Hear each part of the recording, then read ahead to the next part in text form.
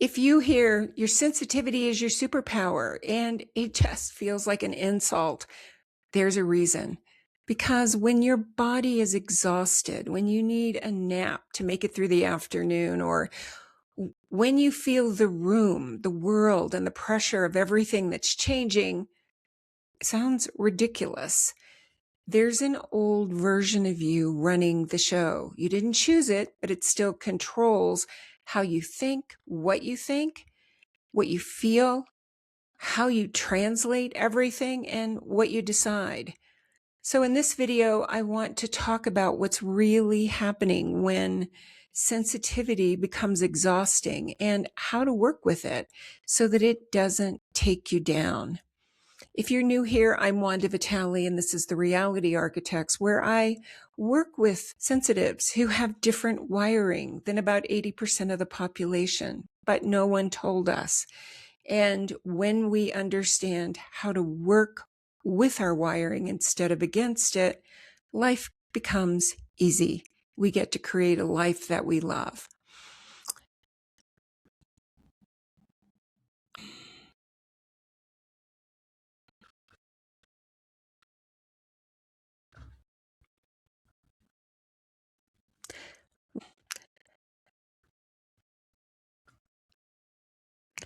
Someone commented on my last video, I am tired of hearing that this is a superpower.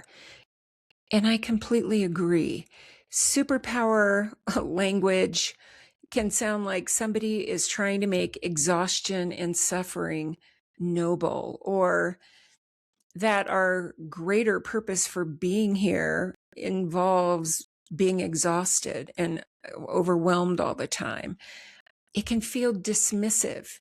And really what this commenter was saying is, I need this to stop.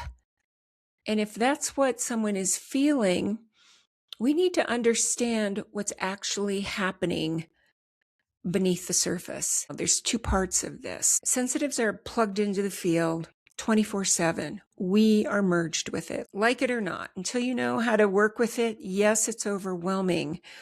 We don't filter the way 80% of the population does. That's what the science suggests. They filter, they block, they push things down, they keep moving. We're not designed that way. So we have to learn how to work with our wiring. The second part that I want you to know is that the baseline frequency for the planet did a full reset in the beginning of January, finalized then, which means fear, lack, limitation, all those old survival patterns that have been present on the planet for so long are no longer supported. That's fine with rocks and trees, but guess what? That affects us as well because we're on the earth. So we don't filter. Fear, lack, limitation is really no longer supported. And right now, we are in an acceleration where more of the real you is coming in. Your soul is saying, hey, we got stuff to do here. So this is all happening now. And what happens in our body? The old patterns get triggered. I'm not enough. I'm not safe. We learn this is how life works. And anything other than that, that's different, we learned this isn't safe. So when all of this is happening all at the same time with us, this old version of us is in many people screaming Mayday. It's saying, wait, I'm not safe. I don't know how to handle this. And it tries to protect us from change. It tries to protect us from what it doesn't know. And that's resistance. And that is like, really, it's like trying to dam the ocean right now. It's not going to happen. And that's why so many people are feeling so exhausted and just like, I can't do this anymore. because we're resisting these higher frequencies. We're resisting what's trying to leave because we go into a story. And all of that makes us feel like this is not a superpower. Take me away. Hang with me here. Your body is the clearinghouse for everything that we experience, not the mind, the body. And it's that way for everyone. But for you as a sensitive or INFJ empath, there's no bypassing this. You cannot go into your mind long enough. It has to be processed through the body. Emotions are just frequencies that we've labeled. If joy was a musical note, what would it be? If fear was a musical note, what would it be? When we're present with the frequency, with the raw frequency, this is fear, this is doubt, this is anxiety. They move. That's how we're designed. It takes about 90 seconds for an emotion to move in the body. They move in a wave. But we resist them. We resist because when we feel fear, we've attached a meaning to it. And that's that old role that you learned as a kid. This means I'm not safe. This means there will be no money. This means I'll be judged. We tell ourselves a story instead of just being present with that raw emotion. And for those of you who loop, you know you do this. That resistance to feeling the feeling, again, trying to block the ocean that we cannot block, creates the intensity and the exhaustion. So the first move isn't to figure anything out, it's to slow down. The first move is to let the body feel what's present without feeding the story. When this happens to you, several of you have asked, how do I deal with this? Drop into your body. Where is it in your body? Is it in your big toe? Is it in your heart? Is it in your gut? Where is it? And then breathe. Really, all we need to do is take 3 deep belly breaths right into the intensity, wherever it is. And as you do that, you let the wave of the emotion move. You feel the discomfort without escaping into the mind. No fixing, no distracting, no turning it into a whole story before the intensity subsides. This is different than feeling your feelings. I used to do this in my life. I would say, well, I'm feeling my feelings. Why doesn't it change? Being present with your feelings, with the intense feelings, is different than feeling them. If a baby was screaming, you would hold it until the baby calmed down. And that's really what you're doing with yourself. And that presence with the feeling may take a minute, may take 30 seconds before it dissolves, but it may take 3 minutes, or it may take 10 minutes, depending upon the pattern that's coming up and depending upon the intensity. But that's the first process. And then I want you, when you've calmed down, because you will, I want you to look at, well, what have you been assuming about this feeling? When I feel X, it means. What story are you telling about it? And I want you to question that. Our assumptions shape our lives, but most of us don't question our assumptions until this big intensity and up-leveling occurs. And then we have to go within and ask, What do I think this means? Do I think because my bank account is low that I'll never have money again? That's what some people say.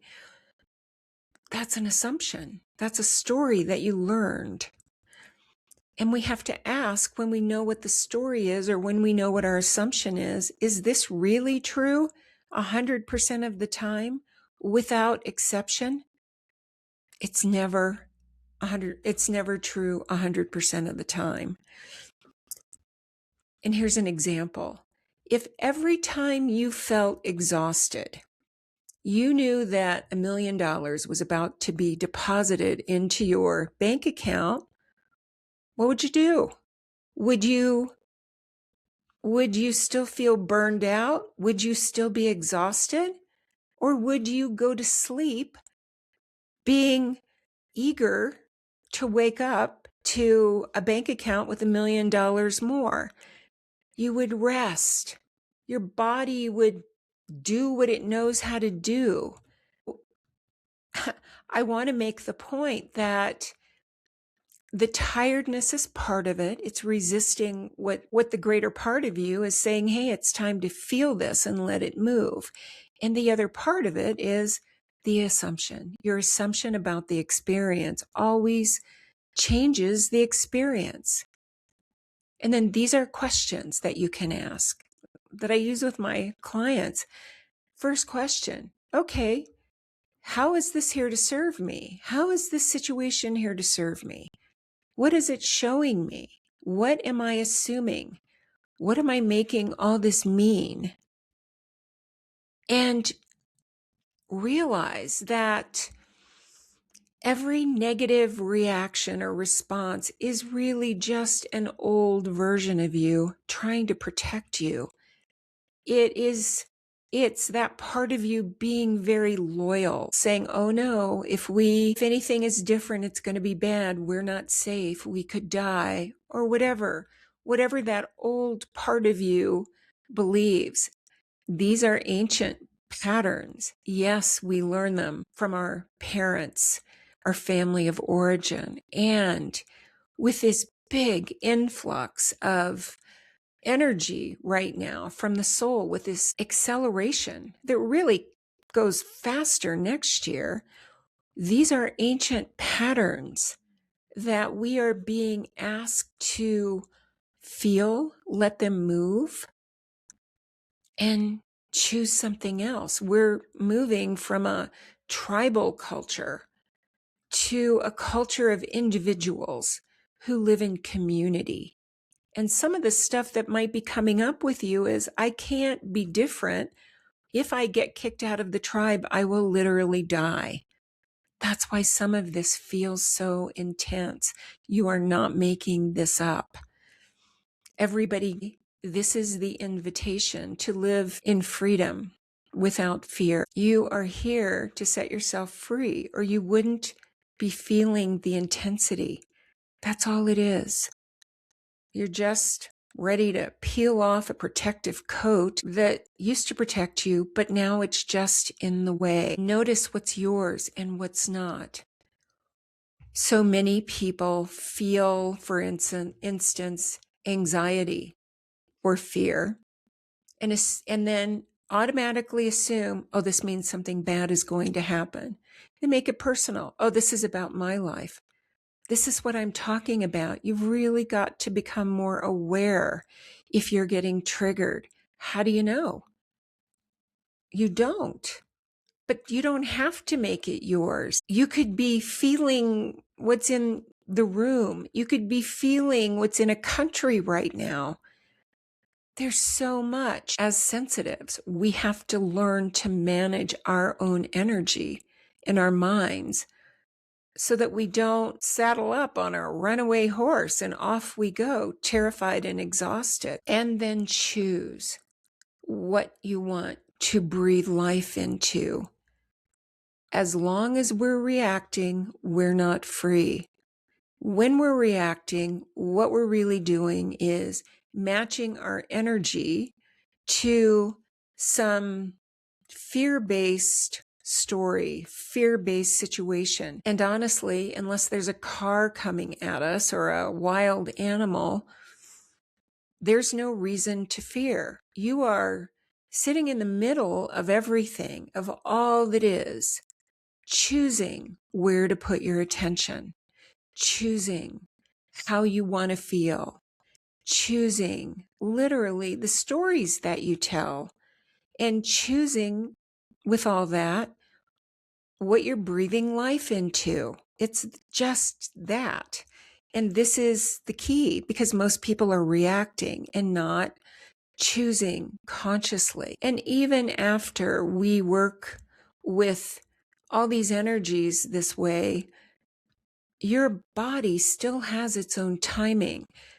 Sometimes, even after you breathe, even after you see the story, even after you are calm, your body still needs time to recalibrate. I was quite ill in January. I have clients that were quite ill, and we never get sick. Most people think that you just feel it and move on. I want you to realize that your body takes its own time, especially in this huge leap that you are experiencing right now. I don't think most people understand the depth of what just happened earlier this year. So if you've been pushing yourself, you may still just need to slow down and get more sleep at night. Be patient with your body. Get outside. Let your body recalibrate. We never stop being sensitive. If anything, we become more sensitive, but we change the way we work with it. And especially during this time of accelerated change, what used to take months to work through becomes weeks, then turns into days, then hours, and eventually something comes up. You feel it right away as a little contraction because you're not in your head anymore. You're paying attention to your body. And it's just a slight contraction that you notice, and you breathe through it. This is why I use breath as a tool to reset your nervous system, because it does reset your nervous system so that you can think and choose. But ultimately, being a sensitive is like breathing. You inhale something in the field, you notice it, and you exhale, and it's gone. It can be that easy. We choose the role we live as. We choose the assumptions that serve us, because we're making everything up. We're telling particles of energy how to show up that ultimately materialize. We have to look at our assumptions. We become someone for whom life always works out, someone that life adores, and we let the reality mirror that we call our lives reorganize and reflect the very same. If this is the exact kind of work that you know you're ready for, I have a small intimate group live that begins on Wednesday the 13th. Price goes up Monday morning. I'll drop the link in here. This work takes consistency. It's not one and done. But I can assure you that as a sensitive, you don't have to get overwhelmed. Thanks for listening, guys.